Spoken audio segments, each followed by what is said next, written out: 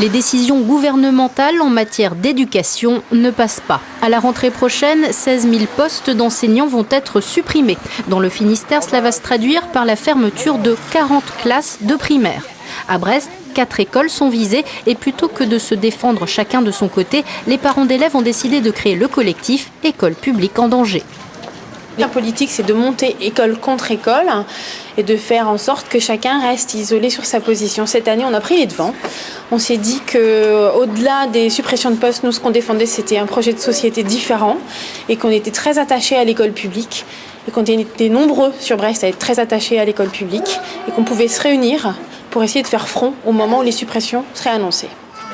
Les parents d'élèves ne veulent pas de classes surchargées, de dégradation des conditions d'enseignement, d'exclusion des enfants de 2 ans de l'école.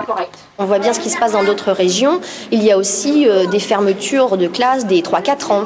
Et puis on va comme ça pousser jusqu'à ce qu'il y ait simplement la classe obligatoire à partir de 5-6 ans.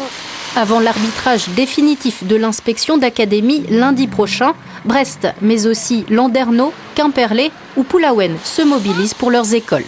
Manifestation aujourd'hui avec des pétitions et des tracts. Et demain et vendredi, nous occuperons l'école de Pulaouen.